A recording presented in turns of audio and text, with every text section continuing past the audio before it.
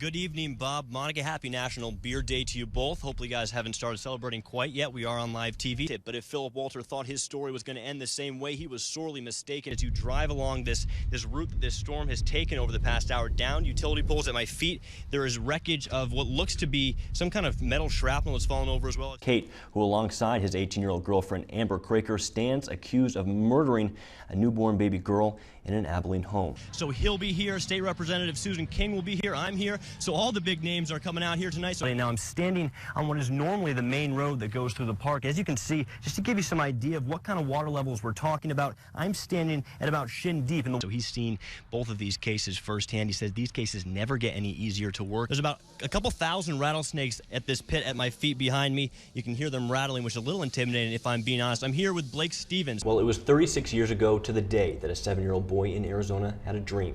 Now, I know it's pretty dark, but if you can see behind me, this entire building is completely devastated. It was, Bob, if you're thinking about hanging up the cleats anytime soon, you're in the right part of the world, my friend, guys.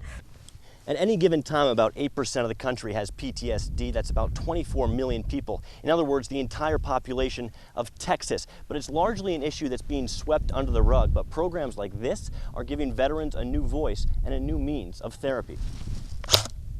Well, Chris, it is Friday, thank God, but it is not just another Friday. Today is World Wish Day, a day that celebrates the start of the Make-A-Wish Foundation. Now, a lot of people around here are saying that I can't pull off this cowboy hat. Quite frankly, I disagree. He told me, look, this is not a new phenomenon. These types of crimes are happening all over the country, and these types of people are on online chat rooms and social media all over the world. And Monica, I know you're having a fit seeing this type of food, so this bite is for you, guys.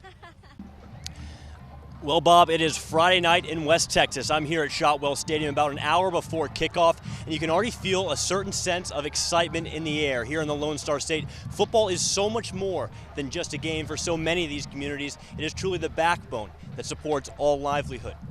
That's only something that anyone who has stood beneath these lights on a Friday night would understand.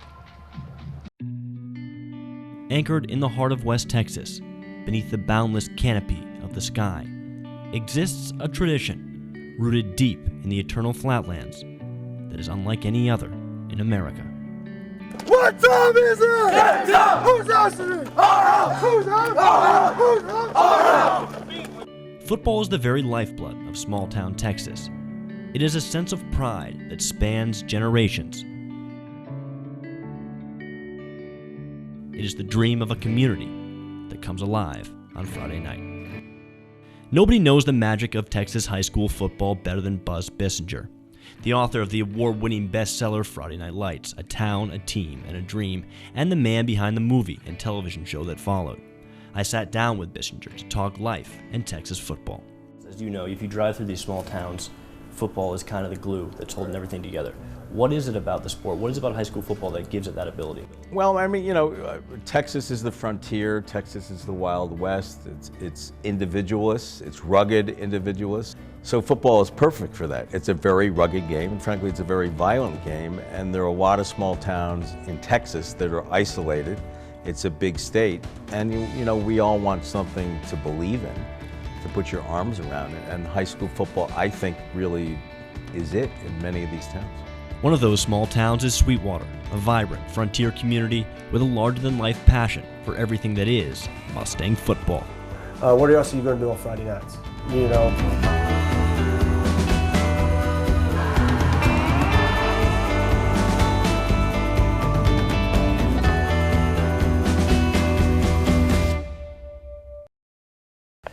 It's game day morning here in Sweetwater, the calm before the storm, and Mustang Bowl is empty for now. But tonight, thousands will fill these seats, as they will in stadiums all over Texas, to become a part of something that's bigger than themselves, to stand as a community and feel the lights on Friday night. The man that Sweetwater has put their faith in is Coach Shane Mobley. Mobley has led the Mustang football team for 3 years now. He has brought winning back to a program that has a storied tradition of success. When your kids, your son, your grandson, your daughter, she's a cheerleader, the band, there's so much that's involved with football, and there's so many people behind the scenes that man, it's just unbelievable for this town. Sweetwater football, like so many other small town programs across Texas, is driven by the rallying cry of a community and a collective dream pass from one generation to the next. You see an entire town come together for a group of young men, and you just see how they've molded throughout the years and then how they're role models to the children in the community. All the little kids, they look up to you, and the older people that used to play, they're basically looking up to you. High school football will always mean a little bit more in Texas. If you travel across the endless sprawl that connects one dusty small town to the next, from an outsider's perspective, it may seem as if football is all they have. But in most, it's all they need. And when those lights come on Friday night, there's no place in America that's more alive. So shout it out loud. Bob, on nights like these, you can truly feel the sense of community in the air. There really is no experience in the world quite like a Friday night in West Texas. Well, Bob, Monica, good evening. You said this community is on high alert after yet another murder victim was found inside a home on Clinton Street late last night, the latest in a string of killings that have this community feeling a little uneasy about the place they call home. Now, the Abilene Police Department held a press conference inside this Taylor County Law Enforcement Center earlier today to reassure the public that this city is as safe as it's ever been. No general reason for alarm for most of our residents. 3 bodies found in 3 different locations in just 6 days, all 3 the victims of homicide. The murder streak has shaken many residents within the Key City and has left a community searching for answers. The first in the string of killings took place right here in the parking lot of an apartment complex off North Willis Street. 21-year-old Roberto Cisneros gunned down in an apparent botched robbery early Tuesday morning. Just a day later, 27-year-old Kendra Kepler was found murdered inside this home on Whittier Street. The mother of 6 had been dead inside for several days before her body was found. And finally, 40-year-old Sonia Trucks found beaten and shot to death inside this home on Clinton Street, the 3rd murder in less than a week's time. But Police Chief Stan Stanridge tells me that for residents who now feel unsafe and uneasy, there's no reason, because the killings all fall into one of 2 categories. If you were to approach me on the street and say, I feel unsafe, my first response would be, why? Are you involved in methamphetamine? If the answer is no, then you're probably going to be okay. Or have you been the victim of repeat domestic violence? If the answer is no, you're probably going to be okay. Police say that almost all the killings they respond to fall into those 2 categories, and the idea that the violence is random is a misconception, as it almost always can be traced back to one source. Stranger on stranger violence, and you've heard us say it before, is an extreme rarity. It doesn't happen very often.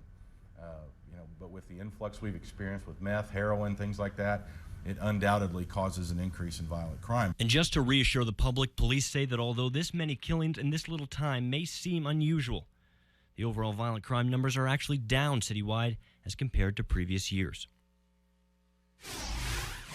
And Bob, Monica, police also wanted to remind the public that at least in 2 of these murder cases, they already have 2 men behind bars charged with the crime. And in the 3rd one, in the case of Kendra Kepler, there is a person of interest in custody, so at least the public knows these cases are moving forward. Bob, Monica, back to you.